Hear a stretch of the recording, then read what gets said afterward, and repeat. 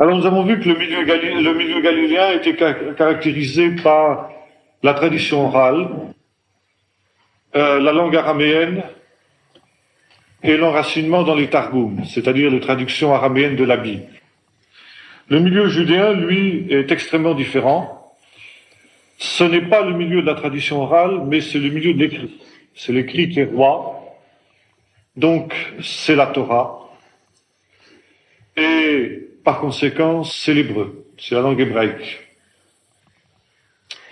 En fait, la distinction n'est pas aussi tranchée que je le dis là, car il existe aussi, bien sûr, dans le milieu judéen, une tradition orale.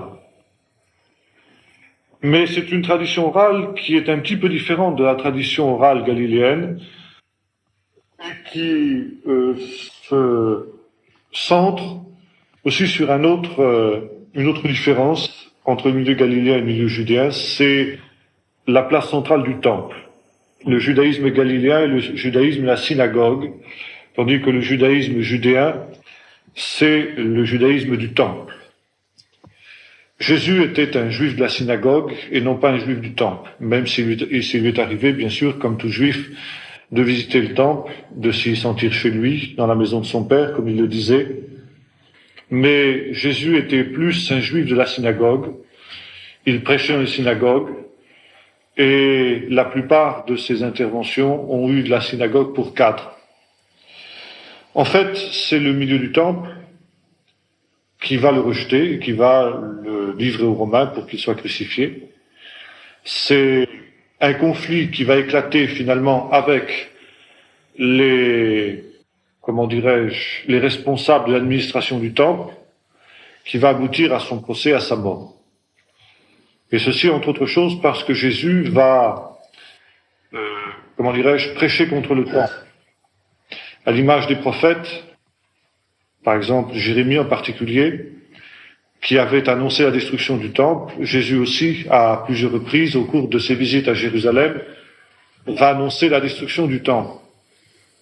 Même si il assimile le temple avec celui de son corps, nous dit l'évangile de Jean, il n'en est pas moins vrai que Jésus a prophétisé la destruction du temple et que cette prophétie a tellement marqué l'Église chrétienne primitive que c'est quelque chose qui nous a été gardé dans 3 grands discours qu'on trouve dans les synoptiques, les discours sur la destruction du temple et la fin du monde, dans Matthieu 25, Matthieu 24 et 25, dans Marc 13 et dans Luc 21. Ce sont les discours sur la destruction du temple. Et un des chefs d'accusation qui sera relevé contre Jésus au moment de son procès, c'est que justement, il a blasphémé contre le temple. Et l'on produit des témoins qui sont qualifiés de faux témoins par l'Évangile, parce que leurs témoignages ne concordent pas, mais qui au moins sont d'accord sur un point, c'est que Jésus a parlé contre le temple. Parler contre le temple, c'est-à-dire il a prophétisé la destruction du temple. C'est ça que les faux témoins appellent parler contre le temple, blasphémer contre le temple. Et le motif essentiel de la condamnation de Jésus devant le Sanhédrin, ça va être justement ce témoignage de ces hommes qui va être décisif, beaucoup plus encore que sa prétention messianique qui, au regard de la loi juive, n'était pas un crime. C'était au regard de la loi romaine que c'était un crime de se dire Messie.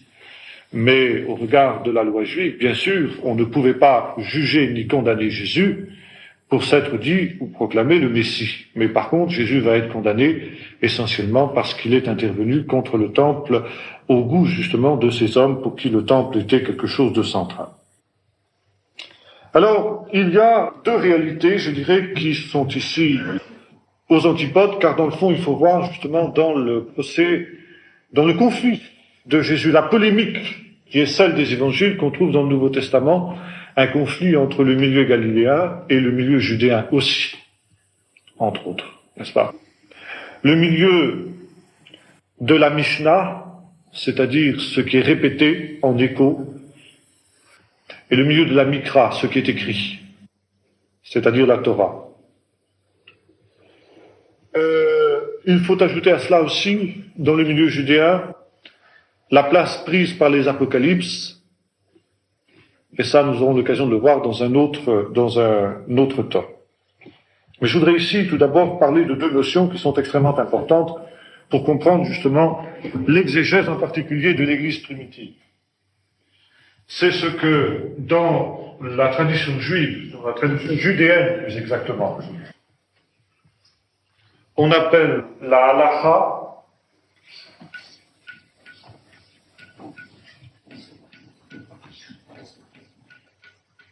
et la Haggadah.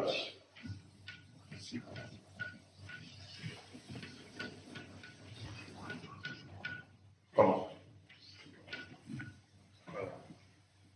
C'est un chant artistique. Tiens, Catherine ne vient pas ce soir non plus? Ah bon? Bon, alors, quelle est la différence entre ces deux méthodes d'exégèse? Eh bien, la halacha, ça vient du verbe lalechet, ça veut dire marcher, aller.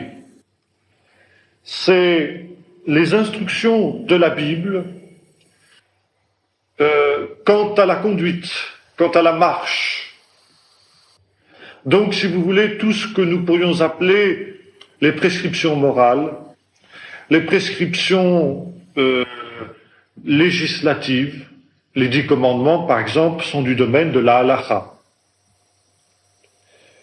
Et la partie halachatique de la Bible va être étudiée par les rabbins judéens pour être classée en un système.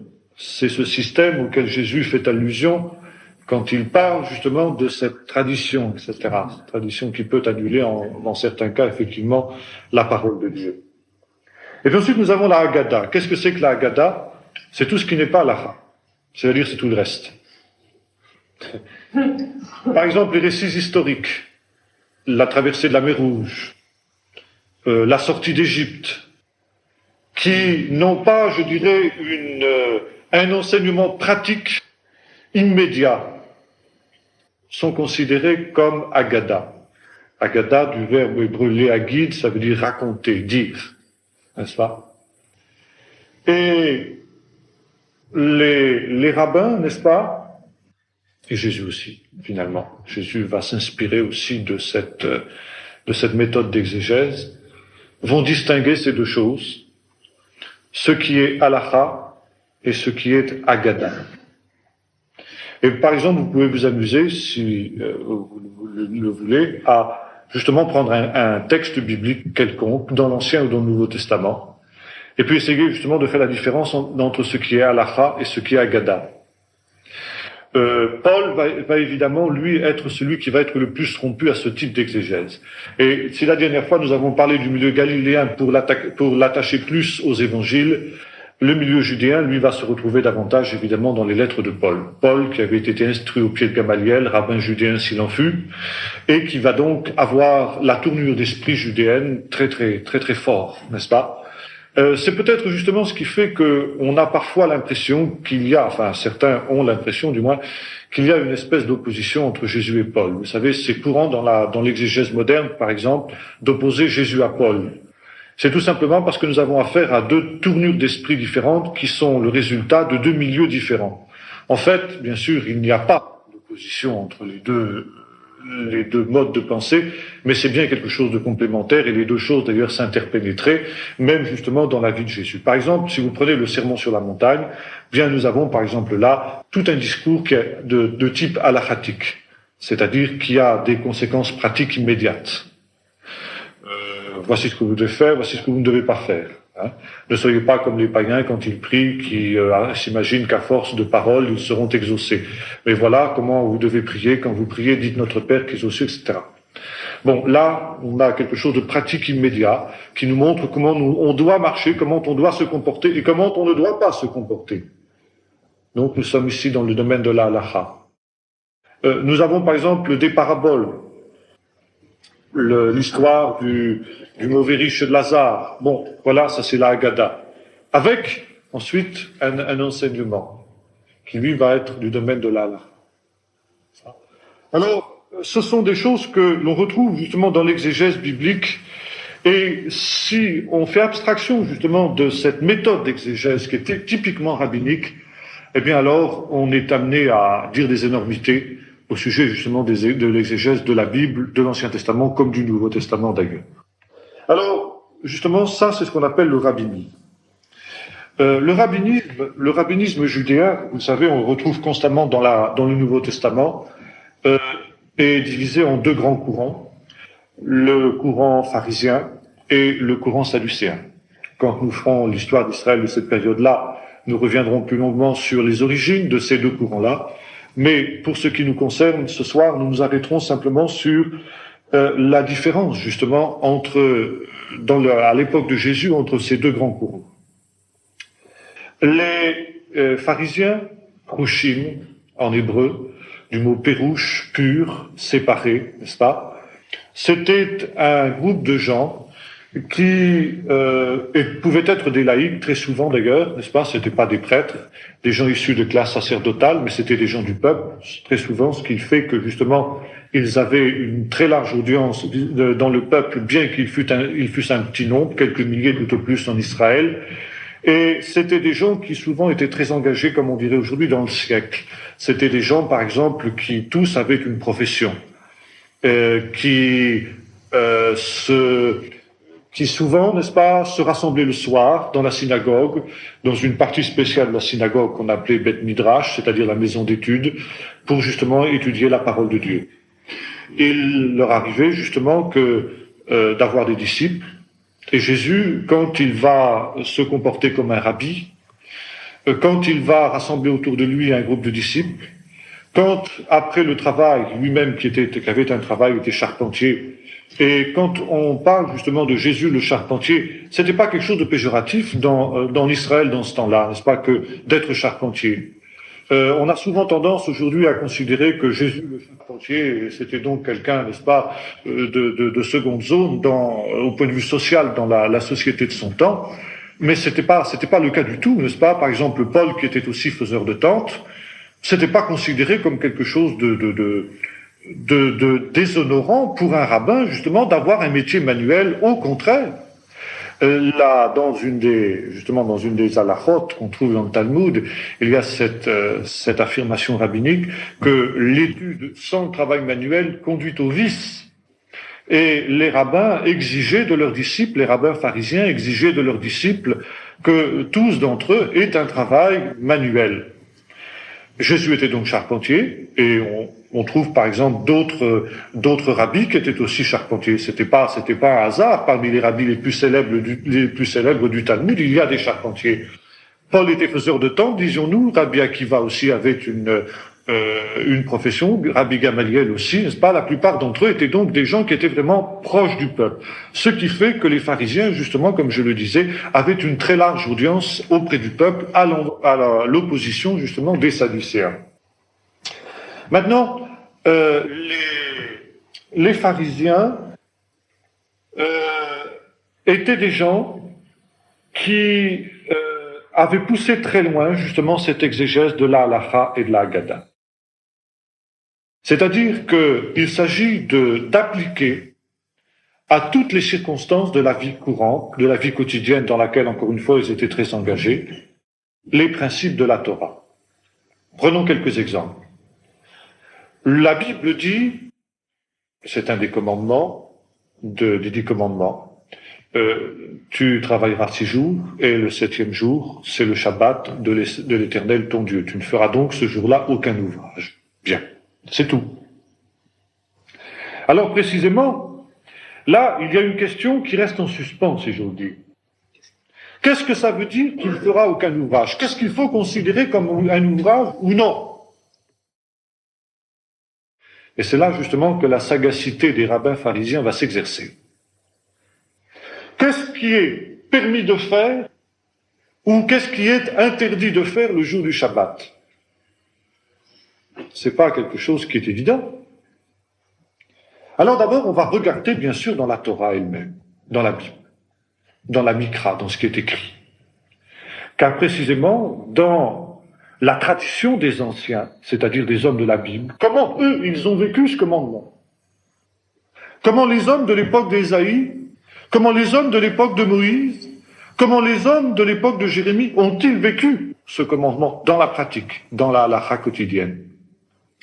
Eh bien, par exemple, justement, dans la Haggadah, déjà de l'époque de l'Exode, on trouve un certain nombre d'éléments de réponse. Par exemple, nous voyons un bonhomme dans le livre de l'Exode qui ramasse du bois le jour du Shabbat pour faire du feu. Il est amené à Moïse. Moïse consulte le Seigneur pour savoir ce qu'il faut faire de lui. Et le Seigneur dit qu'on le fasse sortir et qu'on le lapide. Il a violé le commandement du Shabbat. Conclusion donc des rabbins. Eh bien, ramasser du bois et faire du feu le jour du Shabbat, c'est interdit. Voilà. Alors c'est pour ça que par exemple aujourd'hui, eh bien vous pouvez vous promener à pied le jour du Shabbat, mais pas en voiture, parce que la voiture étant comment dirais-je, une mécanique qui voilà, c'est ça, dans laquelle il y a du feu, vous allumez du feu, donc vous êtes en opposition avec la halakha. Oui, c'est uniquement pour ça. C'était des problèmes de pâte. Comment? Ah ben l'électricité aussi c'est considéré comme faire du feu. Bien. Alors, autre élément, on trouve dans le livre du prophète Jérémie une condamnation de ce dernier vis-à-vis des Juifs qui faisaient entrer dans les portes de Jérusalem des fardeaux le jour du Shabbat. Conclusion des rabbins, porter un fardeau le jour du Shabbat est un travail qui est interdit. Maintenant, il y a aussi ce que la Bible ne dit pas. Et là, justement, il y a des discussions. Il y a des possibilités d'interprétation différentes, justement, du commandement. Et là, justement, dans le Nouveau Testament, nous avons quelques exemples d'une polémique de ce genre dont les rabbins raffolaient à cette époque-là. Par exemple, est-ce qu'il est ou non permis de retirer une vache qui est tombée dans un puits le jour du Shabbat? Voilà, ça c'est un type particulier, c'est typique d'un problème justement que se posent les rabbins pharisiens le soir après leur travail. Bon. Alors, quelqu'un par exemple qui brusquement, n'est-ce pas, tombe malade le jour du Shabbat en danger de mort, est-ce que oui ou non, on va le transporter chez un médecin? Est-ce que le médecin va avoir le droit d'intervenir? Est-ce que le médecin va avoir le droit de sauver le malade? Ben, la Bible ne répond pas. Mais là, la majorité justement des rabbins, la halakha dit, là, c'est un cas où la vie humaine est en danger.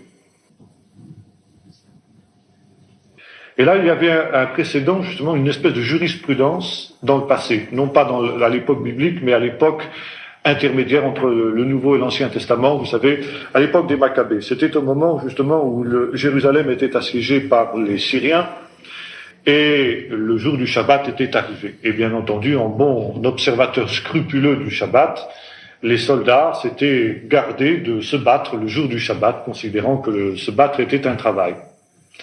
Et le résultat, évidemment, fin stratège, Antiochus Épiphane a attaqué le jour du Shabbat et ça a été une boucherie. Conclusion, les rabbins disent là, quand même, on ne peut pas pousser jusque-là les choses. On a le droit de se défendre le jour du Shabbat, mais pas d'attaquer. C'est-à-dire, on a le droit de défendre sa vie et de défendre la vie des autres. Pourquoi? Parce que c'est là, il y a une vie humaine en danger, et la vie humaine est plus précieuse que le respect, justement, du commandement. Et lorsque le commandement, lorsque une vie humaine est en danger, on a le droit de violer tous les commandements, même les plus sacrés, sauf ce qui concerne l'immoralité. Ça. Si bien que si quelqu'un est en danger de mort le jour du Shabbat, eh bien, on va intervenir et on va le sauver, au risque de violer le Shabbat lui-même. Mais une bête, une vache par exemple, ben là il y a des discussions à n'en plus finir. Et c'est pourquoi Jésus lui dit, eh bien, en général vous le faites.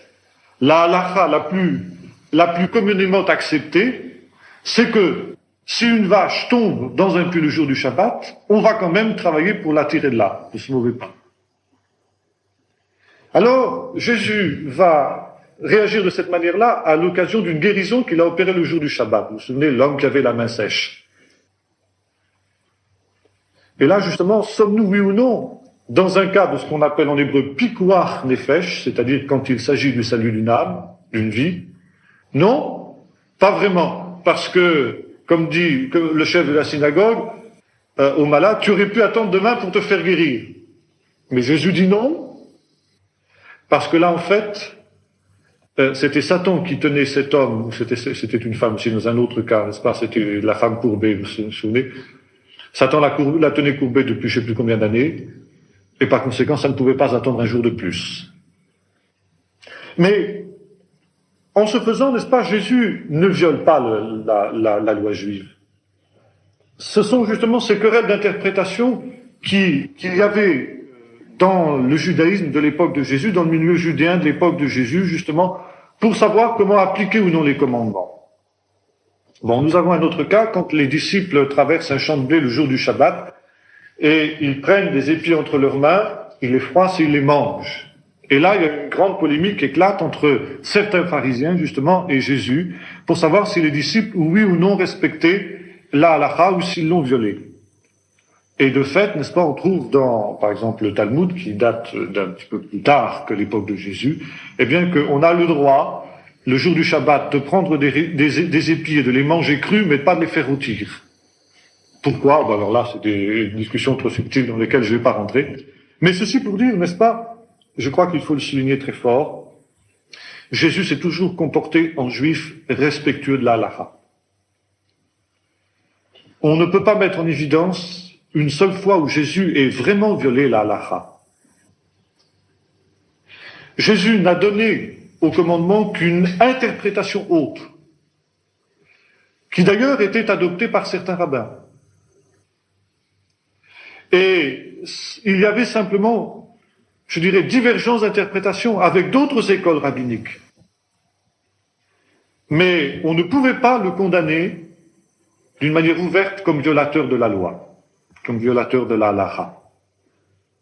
Et ça, je crois qu'il faut le souligner parce qu'on a l'habitude de dire Jésus, n'est-ce pas, qui prenait des libertés par rapport à la loi juive, c'est faux. Jésus s'est toujours comporté en observateur scrupuleux de la Torah.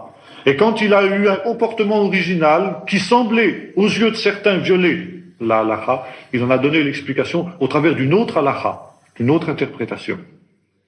Tu veux dire quelque chose? Oui, mais donc il n'y avait pas de... Puisqu'on parle de jurisprudence, on est en plein dans la bataille, et donc il n'y avait pas une espèce de cour de cassation qui pourrait dire... non. Il n'y a aucune institution, même pas un Sanhedrin, n'importe quoi, qui pourrait trancher Non. Donc il y a toutes les interprétations. Donc c'est une question entre, comme on dirait nous, une majorité de la doctrine et une minorité. En fait. Ouais. Et avec autres, ça peut changer comme ça. C'était un consensus qui s'établissait petit à petit, quoi. Alors, je crois que c'est très important de souligner ça, n'est-ce pas? Maintenant, et il est certain que les pharisiens avaient introduit un certain nombre de halakhot que Jésus rejetait, que Jésus dénonçait, qui étaient devenus trop contraignants, qui étaient devenus contraires à la pensée de Dieu. Jésus a toujours essayé de découvrir quel était l'esprit des choses, l'esprit des commandements, le pourquoi des choses. Et il ramène toujours à cela. Pourquoi, n'est-ce pas? Pourquoi Moïse nous a-t-il donné telle ou telle prescription, telle ou telle loi? Jésus, par exemple, dira sur l'enfermement sur la montagne, je ne suis pas venu pour abolir la loi et les prophètes, mais pour les accomplir. Et vous avez entendu qu'il a été dit aux anciens, et non pas, mais moi je vous dis, comme on traduit. Mais car moi je vous dis. C'est-à-dire que Jésus a dit, qui a mis Omer lachem? C'est-à-dire, car moi je vous dis. Voilà ce qui est écrit, selon ce qui est écrit. C'est toujours la manière d'enseigner les rabbins. Et voilà donc l'explication. Le qui introduit l'explication, non pas une opposition. Comme si, n'est-ce pas, Jésus contredisait la loi. Voilà ce qui a été dit aux anciens, mais c'est pas ça qu'il faut croire, c'est ce que moi je vous dis. Non, voilà ce qui a été dit aux anciens. Ce qui a été dit aux anciens, c'est bon, c'est vrai. Et voilà la véritable signification. Voilà la véritable interprétation de ce qui a été dit aux anciens. Par exemple, quand il a été dit aux anciens, œil pour œil, dent pour dent, oui, œil pour œil, dent pour dent. Mais qu'est-ce que ça veut dire, œil pour œil, dent pour dent?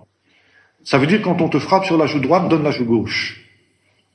Là, Jésus met en évidence le sens réel du commandement, le pourquoi réel du commandement. Quand il a été dit aux anciens, tu ne tueras pas, mais non seulement tu ne tueras pas, dit Jésus, le commandement signifie non seulement tu ne tueras pas, et Jésus ici ne contredit pas, bien entendu, le commandement tu ne tueras pas, mais ça veut aussi dire, bannis de ton cœur tout ce qui peut être à la base justement du meurtre, c'est-à-dire la colère, l'animosité, la haine contre le frère. Tu as entendu qu'il a été dit aux anciens, tu aimeras ton prochain, alors là, ça peut être contradictoire, et tu haïras ton ennemi. Ça, c'est pas un commandement pharisien, justement. Ça, c'est une doctrine sadducéenne. Et là, Jésus la prend de plein fouet, de fait. Les pharisiens n'ont jamais dit cela. C'était les sadducéens qui le disaient. Et c'est pourquoi, dans le fond, il y a toujours cette espèce de polémique entre Jésus et les pharisiens dans le Nouveau Testament, parce que Jésus était de loin beaucoup plus proche des pharisiens que des sadducéens. On ne peut pas dire qu'il était pharisien, parce qu'il est inclassable. Mais il est certain qu'il était beaucoup plus proche des pharisiens que des sadducéens. Et c'est quelque chose qu'on retrouve aussi dans l'Église primitive, notamment dans l'Église du livre des Actes. Les premières persécutions qui ont eu lieu contre l'Église chrétienne ont été le fait des sadducéens, et non pas des pharisiens. Au contraire, les pharisiens sont venus au secours de l'Église persécutée. Que ce soit Gamaliel, dans son intervention fameuse devant le Sanhédrin après l'arrestation des apôtres, vous savez, après la guérison du paralytique, que ce soit de nombreux pharisiens, nous est-il dit, qui croyaient à l'Évangile. Déjà, parmi les disciples de Jésus, il y avait des gens qui étaient pharisiens, Nicodème, par exemple. Comment? Dans les Actes, il y avait deux. Absolument, absolument. Et par exemple, quand on lit les textes les plus anciens du Talmud, c'est-à-dire des écrits pharisiens, eh bien, il n'y a pas un seul mot de controverse contre l'Église chrétienne. Ce qui montre que l'Église chrétienne était sympathique aux pharisiens. Ce n'est que dans un deuxième temps, après la destruction du temple, lorsque le judaïsme s'est refermé sur lui-même, et que judaïsme, disons, les leaders du peuple sont devenus les pharisiens, que, en quelque sorte, les pharisiens ont excommunié plus exactement les chrétiens, et que les relations entre pharisiens, entre juifs, par conséquent, puisque pharisien égale juif à partir de ce moment-là, eh bien, se sont durcies. Car quand on parle du judaïsme aujourd'hui, il faut savoir qu'on a affaire au judaïsme pharisien. Et par exemple, si vous voyez un juif religieux, un rabbin, par exemple, aujourd'hui, certains n'hésiteront pas à vous dire, eh bien, je suis un pharisien. Ça peut choquer parce que pharisien, dans la mentalité chrétienne moderne, c'est synonyme d'hypocrite, c'est synonyme une consonance négative, mais cette consonance négative, il faut savoir que c'est un héritage de l'histoire de l'antisémitisme chrétien, finalement. À partir du moment où le christianisme s'est retourné contre le judaïsme et vice-versa, je dirais, au moment de la cassure, du divorce entre les deux grandes familles religieuses, eh bien, le christianisme s'est plu à relire le Nouveau Testament avec un a priori anti-juif et anti-pharisien, et le pharisien est devenu l'image, justement, de l'hypocrite, etc. Alors que, quand on lit, par exemple, les écrits pharisiens eux-mêmes, par exemple, un petit ouvrage qui s'appelle « Les sentences des pères », eh bien, il y a une description du pharisien, du faux pharisien, du pharisien hypocrite, qui ressemble beaucoup à ce qu'on trouve dans le Nouveau Testament. Par exemple, dans les malheurs à vous, pharisiens hypocrites, etc., on retrouve ça dans les écrits des pères. Donc c'était une critique que les pharisiens se faisaient à eux-mêmes.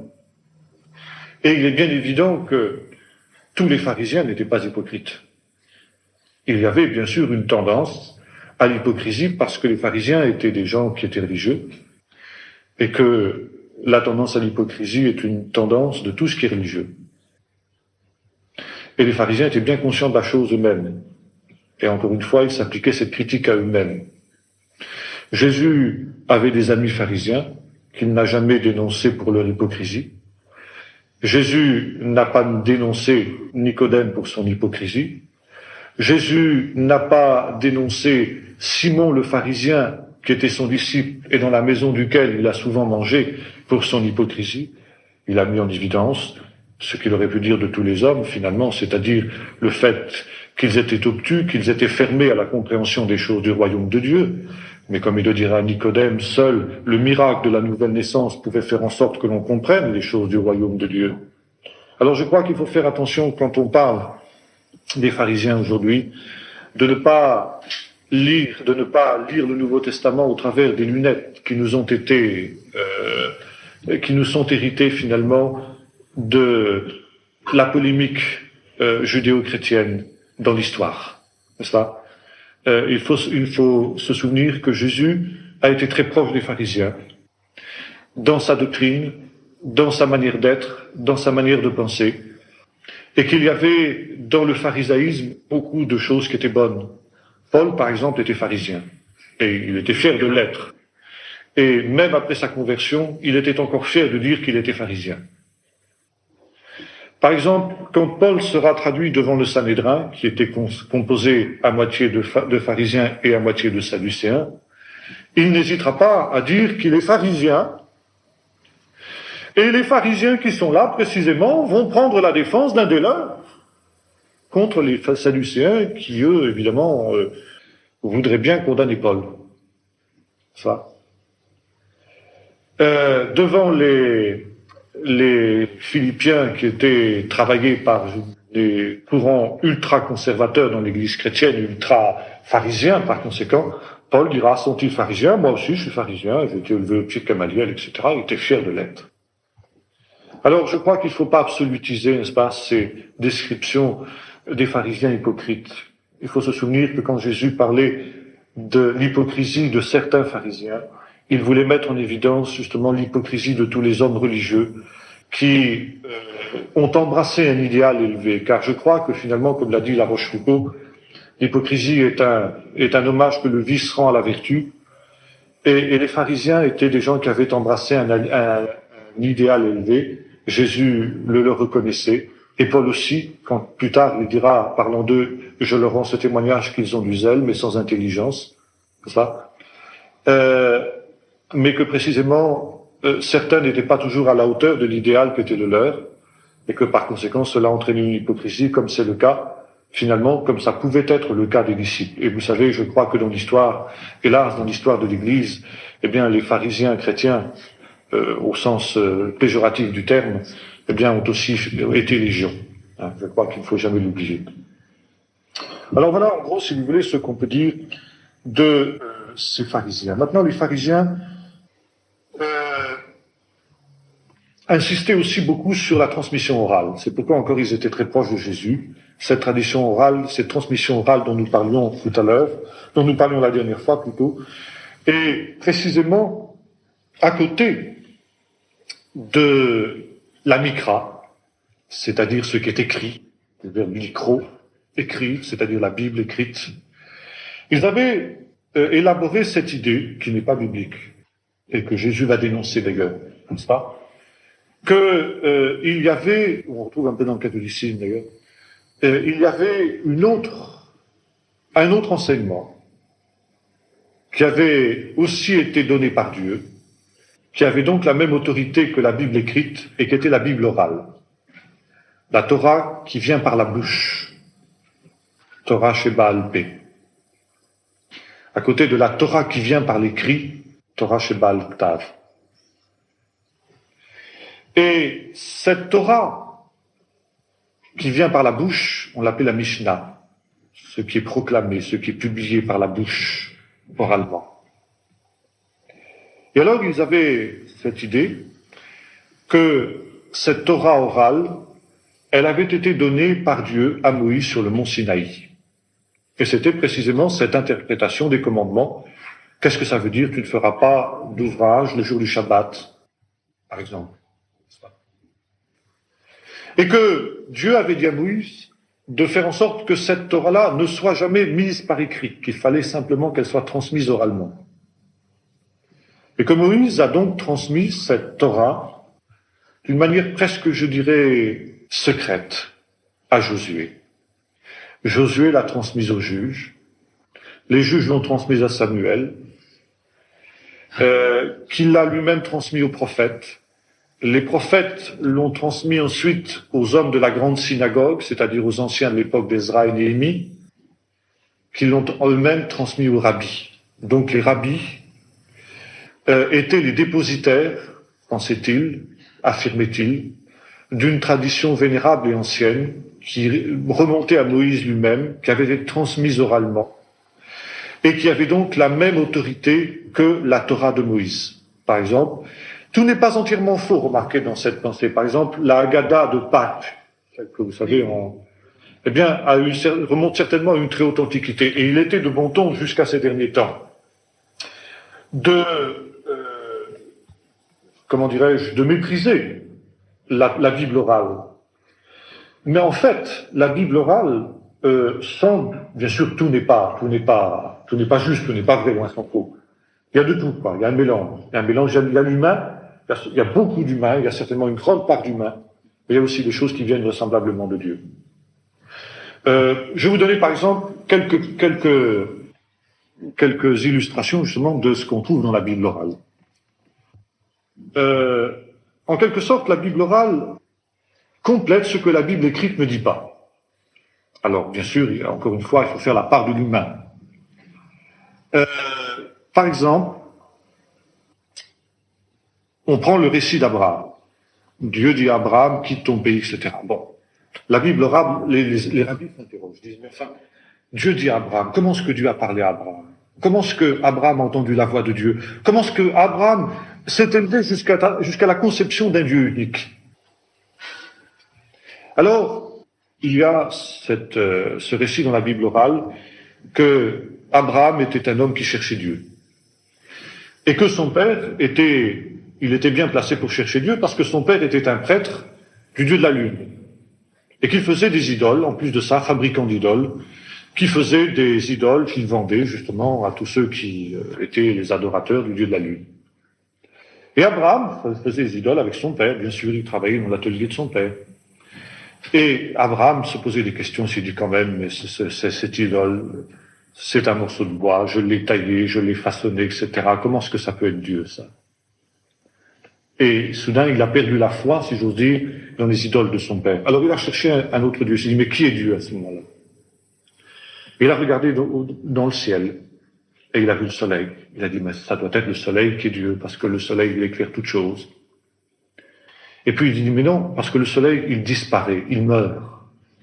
Pour renaître, c'est vrai, mais il meurt, il n'est pas permanent. Donc il ne peut pas être Dieu. Et il a fait la même chose, le même raisonnement pour la lune, il a fait le même raisonnement pour les étoiles. Et c'est dit, ni la lune, ni les étoiles ne peuvent être Dieu parce qu'elles meurent. Et puis soudain, il y a une lumière qui a jailli dans son esprit, dit la Bible orale. Il s'est dit, mais qui fait renaître le soleil chaque matin? Et qui le fait disparaître le soir? Qui donc a créé le soleil? Qui a créé la lune? Et qui a créé les étoiles? Et Abraham s'est dit, c'est celui-là qui est Dieu. Alors il s'est prosterné devant ce Dieu invisible. Et alors il a entendu la voix de Dieu qui lui dit, Abraham, quitte ton pays, la maison de ton père, etc. Mais avant de faire cela, dit la Bible orale, Abraham a voulu manifester, il a prêché son Dieu. Et pour prêcher son Dieu, il a commencé par un grand acte d'iconoclasme. Il est rentré le soir dans l'atelier des idoles de son père, il a tout brûlé.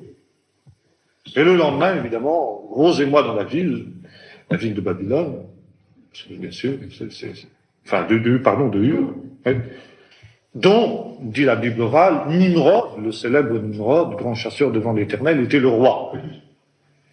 Et Nimrod fait arrêter Abraham, ce profanateur, n'est-ce pas, ce blasphémateur, et Abraham, est condamné à mort. il est condamné à être brûlé dans une fournaise ardente. On voit le parallélisme, évidemment, tout de suite avec l'histoire de Daniel. Et puis le même miracle pour Daniel s'accomplit. Pour les compagnons de Daniel, plutôt, Abraham sort vivant de la fournaise. Et Nimrod est convaincu, mais en même temps, évidemment, alors il décide de le laisser partir. Et Abraham part pour le pays de Canaan à partir du moment où il est sorti de la fournaise ardente. Alors on voit évidemment tout ce qu'il y a de légendaire. C'est évident qu'Abraham était dans une culture bien différente justement de la culture, en quelque sorte, dans laquelle est née cette légende, cette Haggadah justement, et qui était justement nourrie de toute la réflexion des prophètes de l'époque biblique sur la vanité des idoles. Vous savez, les textes d'Ésaïe 43 sur l'artisan qui fait une idole, qui ne branle pas, etc. Il prend un arbre, il en fait deux morceaux, un avec lequel il fait une idole, l'autre avec lequel il se chauffe, il fait son pain, il mange, etc. Puis ensuite il se procède devant son idole. Bon, enfin, c'est toute la polémique qui est sous-jacente à cette Haggadah qu'on trouve justement dans la Bible orale. Et bien évident que l'Abraham historique n'avait pas encore ce genre de préoccupation-là, il n'avait pas cette conception philosophique et métaphysique de Dieu, n'est-ce pas, se disant qu'il est celui qui est derrière les étoiles, etc. Bon, mais ce qui est en tout cas très intéressant, et ce qui est historique dans cette Haggadah, c'est qu'effectivement, l'archéologie, comme nous l'avons vu, a prouvé qu'Abraham était bien, la famille d'Abraham était bien une famille de prêtres qui étaient des adorateurs du Dieu de la Lune. Et ça, à l'époque de Jésus, on ne pouvait pas le savoir. C'était quelque chose qui était effectivement venu par une tradition orale. Alors ça a amené certains savants aujourd'hui à revoir avec un œil tout à fait différent ce problème de la tradition orale. Et à penser qu'au travers de la Haggadah, eh bien il y a des choses qui sont historiques vraisemblablement, et des choses qui méritent évidemment d'être soumises à une critique extrêmement serrée, extrêmement sérieuse, mais qui sont peut-être intéressantes. Et Jésus croyait d'une certaine manière à une certaine tradition orale. Par exemple, justement, certainement appartiennent à cette tradition orale tout ce que nous trouvons, en tout cas que Jésus adopte, dans le Nouveau Testament et qui ne sont pas dans l'Ancien Testament. Et que précisément les Sadducéens contestaient. Vous savez que, en tout cas, c'est la définition très lapidaire que le Nouveau Testament nous donne de la différence entre pharisiens et sadducéens. C'est que les pharisiens croyaient dans la vie dans l'au-delà, la rétribution des justes et des injustes, la résurrection, les anges, les démons, enfin le monde de l'au-delà, le monde surnaturel, ce à quoi les Sadducéens ne croyaient pas. Et ils n'y croyaient pas parce qu'ils ne voyaient pas dans la Bible écrite, ils ne voyaient pas de traces de ce genre de doctrine. Et de fait, vous aurez beaucoup de mal à mettre en évidence dans l'Ancien Testament des textes qui nous parlent, en tout cas d'une manière explicite, de doctrines telles que justement les doctrines des anges ou des démons, etc. On le trouve, c'est vrai, mais d'une manière extrêmement discrète. Il en va de même de la résurrection, si l'on nommait le livre de Daniel qui en parle d'une manière explicite. On trouve des allusions à l'espérance d'une résurrection. Par exemple, des textes d'Ésaïe 24, où il dit que le Seigneur anéantit la mort pour toujours. On peut voir également dans le chapitre 37 d'Ézéchiel sur la résurrection des ossements desséchés, peut-être un arrière-plan d'une certaine foi dans la résurrection des morts au dernier jour. Mais la doctrine élaborée telle qu'elle existait dans le milieu pharisien à l'époque de Jésus, on ne le trouve pas. Mais il est bien évident, quand on remonte dans l'histoire historiquement, que les Hébreux de l'époque biblique étaient des gens qui avaient une foi dans la résurrection, qui avaient une foi dans la vie dans l'au-delà, dont on ne trouve pas de traces dans la Bible. La meilleure preuve,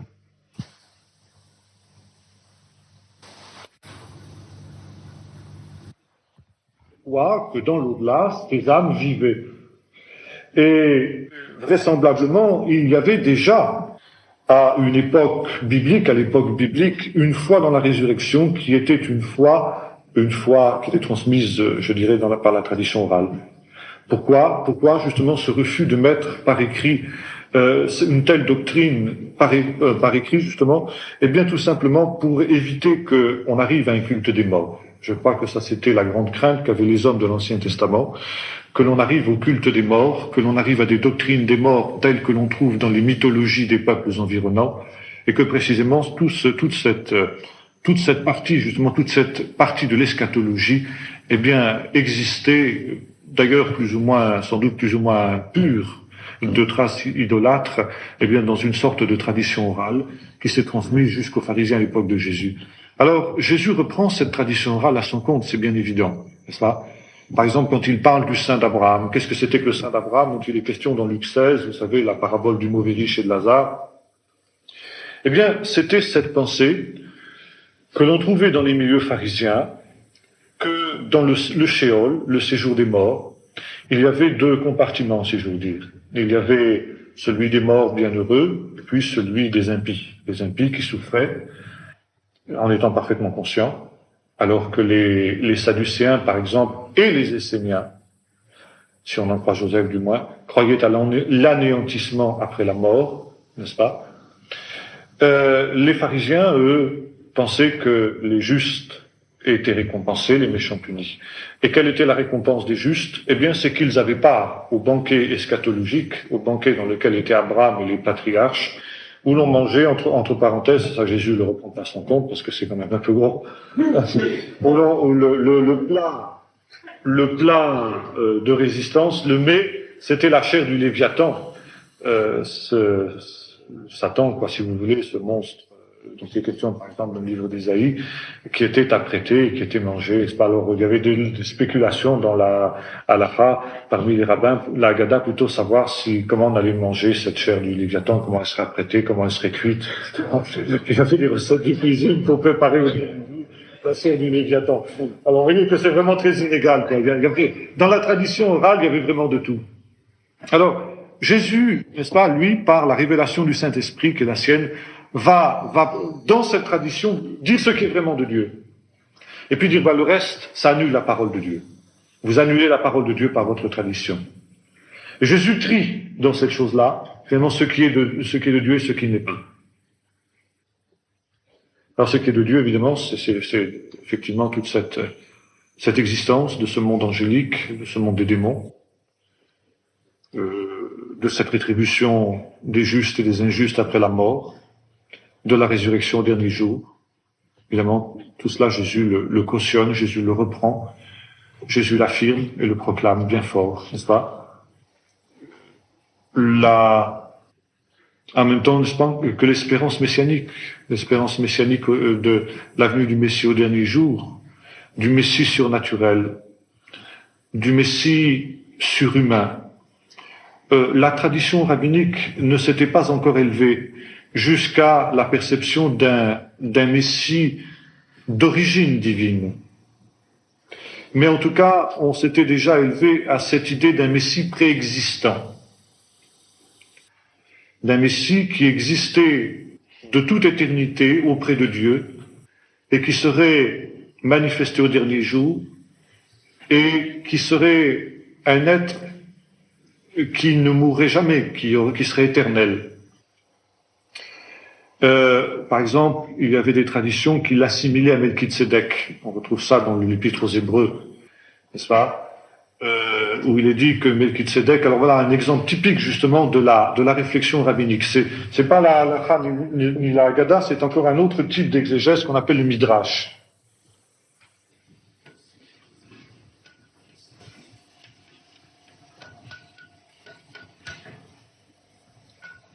Ça vient du verbe lidrosh, chercher, creuser, sonder. Alors on a le texte, mais il faut essayer c'est comme un diamant à multiples facettes, on le tourne sous tous les angles pour essayer justement d'en discerner les mille et mille facettes. C'est-à-dire de voir ce que le texte dit, et puis aussi ce qu'il ne dit pas, car les silences de la Bible sont éloquents. Alors, en général, quand un personnage biblique est présenté, et on a toujours son état civil, comme on disait ensemble la dernière fois. Un tel, fils d'un tel, qui est intervenu, n'est-ce pas, l'année de tel roi ou à tel moment de l'histoire, n'est-ce pas, qui a engendré tel et tel fils, et puis qui est mort, n'est-ce pas, après avoir vécu tant et tant d'années. Bon, ça c'est pratiquement courant. Vous avez un personnage qui échappe à cette règle, c'est Melchizedek. Les rabbins l'avaient remarqué. Melchizedek, il apparaît comme ça, sans qu'on sache ni d'où il vient, ni d'où il va. Quelle est son origine et quelle est sa fin? Quel est son père? Quels sont ses descendants? Dans quelles circonstances il est mort? Conclusion des rabbins, il n'avait pas de père, donc il n'a pas de commencement. Donc il est éternel. Et il n'a pas de fin, puisqu'il n'a pas de descendance, puisqu'il n'a pas de fin qui est indiqué dans la Bible, donc il est préexistant et il est éternel. Donc c'est une image du Messie. Et il y a ce texte du psaume 110, tu es sacrificateur, tu es prêtre à toujours, selon l'ordre de Melchizedek, à toujours, disent les rabbins. C'est donc bien la preuve que Melchizedek est éternel, que Melchizedek est préexistant et éternel. Et Melchizedek est assimilé au Messie. Je ne veux pas dire qu'il faut faire nous cette assimilation-là, mais je veux dire qu'il la faisait. Et il y avait donc dans la tradition rabbinique, la tradition pharisienne, et non pas sadducéenne, ni essénienne. Et dans la tradition pharisienne, si essénienne aussi, pardon, on trouve ça aussi chez les Esséniens, cette pensée que le Messie, à partir de textes comme celui de Melchizedek, était préexistant et était éternel. On trouve aussi chez les rabbins cette pensée qui est le fondement du christianisme, que la justice d'un homme particulièrement saint, des juges d'une certaine manière, c'est-à-dire des prophètes, et puis surtout des martyrs, a une valeur expiatoire pour les péchés des autres. On trouve par exemple dans la foi pharisienne cette idée que ceux qui sont morts pour le Kiddush Hashem, c'est-à-dire pour sanctifier le nom de Dieu, et qui sont morts martyrs, si vous voulez, eh bien, acquièrent auprès de Dieu un mérite extraordinaire. On trouve ça d'ailleurs dans la tradition chrétienne, dans l'Apocalypse, vous savez, les martyrs qui ont été décapités à cause de Christ, qui sont sous le trône, sous l'autel de Dieu, qui clament vers le Seigneur, ils ont jusque Zakan, à tirer vengeance, alors une couronne d'or leur est donnée, etc. Enfin, ils ont une place particulière. Bon. Et puis finalement eh bien, ils ont leur prière et leur martyr permet justement que les péchés d'Israël soient expiés par ces gens-là. Et précisément, Jésus apparaît comme la mort de Jésus apparaît comme celle d'un martyr juif. Et d'un martyr particulièrement saint, le plus saint qui ait jamais été. Et c'est pourquoi son martyr, son sacrifice, peut avoir une valeur expiatoire, justement pour les péchés de tous les hommes, de tous les temps, de tous les lieux. Ça, c'est une idée pharisienne. C'est assez curieux de le découvrir, et pourtant c'est ainsi. Et c'était tout à fait facile. On comprend pourquoi de nombreux pharisiens s'étaient tournés vers l'Évangile dans les premiers temps de l'Église, parce que c'était des notions qui leur étaient tout à fait familières, et c'était des notions qui leur étaient tout à fait accessibles. Alors voyez-vous, cette grande, comment dirais-je, cette relation extrêmement étroite entre l'Église primitive et puis le milieu pharisien. Et ce n'est pas une des choses les moins curieuses de constater que finalement, il y a eu un divorce entre pharisiens et puis l'Église. Enfin, peut-être est-ce normal. C'est souvent les inimitiés entre les frères qui sont les plus aiguës, les plus ardentes. C'est ça. Mais je dirais qu'au départ, du moins, eh bien, l'Église s'enracine aussi dans le milieu pharisien. L'Église s'enracine aussi dans le milieu judéen, pharisien, comme elle s'enracine dans le milieu galiléen, dont nous parlions ensemble la dernière fois. Et puis nous verrons aussi qu'elle s'enracine dans d'autres courants du judaïsme de ce temps-là, le milieu apocalyptique, ou les milieux apocalyptiques que l'on connaît mieux depuis la découverte des documents de Qumran, particuliers, c'est-à-dire des Esséniens. Mais les Esséniens étaient un milieu apocalyptique, il y en avait d'autres. Un courant apocalyptique Alors, on s'est souvent posé la question, on s'est dit, mais dans le fond, alors, est-ce que vraiment l'évangile est quelque chose d'original ou non? Hein, c'est la question qui peut se poser. Est-ce que finalement ce n'est pas l'évolution normale de ces courants qu'il y avait dans le judaïsme à l'époque de la fin du deuxième temple, donc à l'époque du Nouveau Testament? Alors je crois que la première constatation qu'on peut faire et que nous ferons finalement ces études, c'est de constater que, eh bien, l'Église est enracinée dans son milieu juif. L'Église primitive, c'est vrai. Et je dirais c'est normal. C'est normal parce que c'est l'incarnation qui le veut. C'est normal que cette foi d'Israël, qui était finalement nourrie de tous les apports successifs de Moïse, des prophètes, des sages qui ensuite avaient réfléchi sur les choses de Dieu après que l'Esprit ait été retiré d'Israël, il est normal que Jésus et que les apôtres se soient abreuvés à cette source-là. Jésus était, et le christianisme primitif était, l'accomplissement des espérances d'Israël. Donc il était normal que le christianisme soit au confluent de tous ces courants-là. Mais le christianisme n'est classable dans aucune des catégories que nous avons évoquées. Il y a des points nombreux, très, très nombreux avec le pharisaïsme. Mais il est bien évident que le christianisme Jésus n'était pas pharisien. Les apôtres n'étaient pas pharisiens. Paul n'était plus pharisien quand il s'est tourné vers Jésus-Christ. Il a cessé de l'être. C'est très clair. Le christianisme n'était pas essénien, comme on a essayé de le croire après la découverte des manuscrits de la mer Morte. Il y a des points très nombreux avec l'essénisme, nous avons l'occasion de voir. Mais le christianisme n'était pas un essénisme rebouli. Il y a des différences énormes. Et en fait, on a toujours essayé de classer Jésus dans des catégories de son temps. On a essayé de faire de lui un zélote, avec beaucoup plus de difficultés. On a essayé de faire de lui un sadducéen aussi. Ça a toujours échoué, parce que Jésus est inclassable, parce que le christianisme transcende tous ces courants-là. N'est-ce pas? Parce que c'est quelque chose qui vient du ciel, pas quelque chose qui vient de Dieu. Alors qu'il s'incarne dans les choses de la terre, mais qui va au-delà, bien au-delà, et qui amène une révélation tout à fait nouvelle, en même temps qu'ancienne.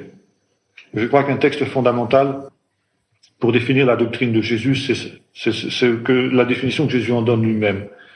Le scribe instruit des choses du royaume de Dieu, semblable à un homme qui tire de son trésor des choses anciennes et des choses nouvelles. Jésus avait puisé dans le trésor de la tradition d'Israël ce qui était de Dieu, ce qui était valable, tout en lui donnant un souffle nouveau.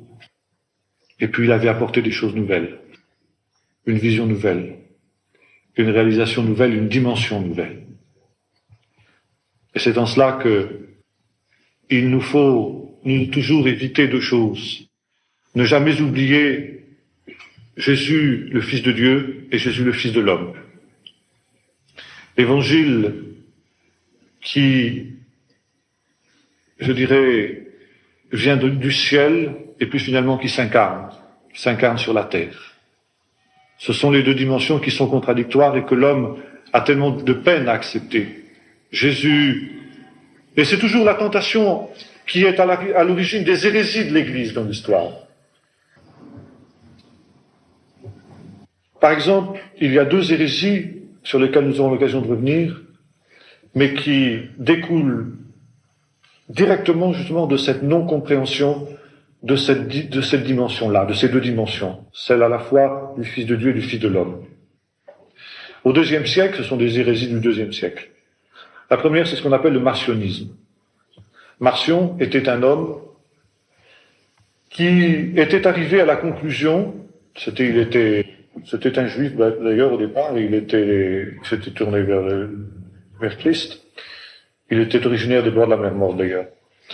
Et Marcion était arrivé à la conclusion que en fait, il y avait deux dieux.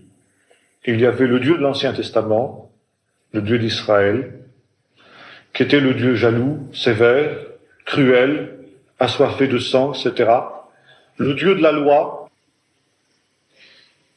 Et donc que ce Dieu-là était un Dieu mauvais, si j'ose dire. Et puis qu'il y avait Jésus, le deuxième Dieu, qui lui était le Dieu d'amour, le Dieu de la grâce, le Dieu du Nouveau Testament. Et Marcion considérait que tout ce qui venait d'Israël avait donc à voir avec ce Dieu cruel et mauvais et devait être rejeté. Que l'Ancien Testament, par conséquent, n'avait plus aucune valeur maintenant que la révélation du Dieu parfait, du Dieu bon, du Dieu d'amour était venue en la personne de Jésus-Christ et qu'il fallait garder uniquement le Nouveau Testament. Eh bien, c'était quelque chose de terrible que la doctrine de Marcion. Bien sûr, telle que je la résume ici, elle est excessive. Et personne aujourd'hui ne s'en réclame plus, dans ces termes-là du moins. Mais l'Église, jusqu'à aujourd'hui, porte le marque du marcionisme. J'entendais souvent dire, par exemple, à des gens qui abordent l'étude de la Bible pour la première fois, on veut commencer par le Nouveau Testament, mais l'Ancien Testament, de toute façon, vous n'y comprenez rien. C'est fou. Moi, je dis, ça, c'est martion, c'est du martionnisme.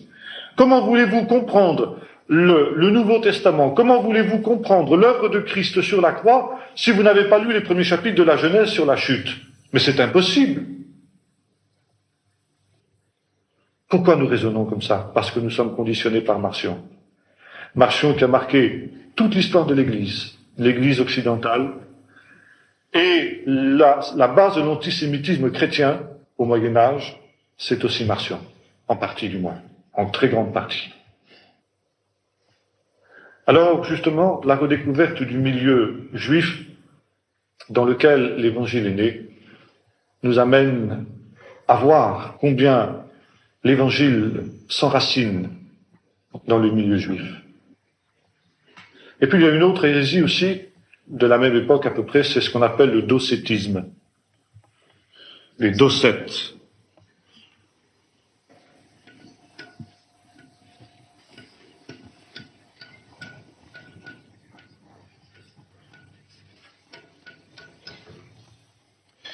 Les docètes, c'était des gens, on trouve par exemple déjà une polémique de Paul contre les docètes dans certaines de ses épîtres, par exemple l'épître aux Colossiens, ou l'épître aux Éphésiens un peu, mais surtout l'épître aux Colossiens. Paul avait affaire déjà à des gens qui étaient déjà des prédocètes. C'était des gens qui insistaient sur Jésus le Fils de Dieu, à un point tel qu'il était pratiquement vidé de toute son humanité. Alors il était désincarné, c'était un homme qui n'avait plus de patrie, si j'ose dire, qui n'avait plus d'autre origine que le ciel, et qui aurait bien pu aussi bien être un Africain, si vous avez connu les Africains à cette époque-là, ou bien un Indien d'Amérique du Sud, que finalement un Juif. Et par conséquent, ça allait très loin, ça aboutissait à penser que Jésus, eh bien l'homme Jésus, et on trouve ça dans l'islam. L'islam est un docétisme rebouilli, si j'ose dire. L'homme Jésus, finalement, il y avait deux natures dans Jésus. Il y avait sa nature humaine et puis sa nature divine. Et que le véritable Jésus, c'était le Jésus spirituel, le Jésus qui était venu du ciel, qui par exemple au moment de la croix est remonté au ciel. Et c'est simplement l'homme Jésus qui a été crucifié. C'est bien que le véritable Jésus, le Jésus Dieu, le Jésus Fils de Dieu, n'est pas mort sur la croix. Dieu n'est pas mort. En Jésus, Dieu n'est pas mort. Voyez-vous, c'était simplement l'homme Jésus. Et certains sont allés plus loin, l'islam a repris ça. Même d'ailleurs, le Jésus historique a été enlevé au ciel, et puis c'est un vulgaire brigand qu'on a crucifié sur la croix à la place de Jésus. Mais Jésus, historiquement, n'a pas été crucifié, disent les musulmans. Jusqu'aujourd'hui. Ils reprennent ça des docètes. Alors évidemment, c'est pareil. Mis à part les musulmans, plus personne aujourd'hui ne professe le docétisme dans cette outrance-là. Mais nous sommes influencés par le docétisme. Quand on voit, par exemple, les représentations de l'iconographie chrétienne, Jésus et les apôtres habillés à la mode de la Renaissance, avec l'auréole autour de, n'est-ce pas, avec les cheveux longs, etc., et puis l'imagerie, l'iconographie traditionnelle, nous sommes en plein docétisme. Ça n'a plus rien à voir avec le Jésus humain, le Jésus historique, le Jésus qui s'est incarné, la parole qui a été faite chair et qui a habité parmi nous, pleine de grâce et de vérité, dont nous parle Jean. Ça n'a plus rien à voir. C'est un Jésus surnaturel, c'est un Jésus surhumain, c'est un Jésus divin, mais qui n'a plus aucun contact avec la terre. Résultat, on ne le prie plus, on ne s'adresse plus à lui, il ne peut plus intervenir aujourd'hui. Comme par exemple, j'avais vu lorsque j'avais parlé aux filles de Saint Paul, il y a quelque temps de ça, eh bien, c'était vraiment une réaction typiquement docétiste.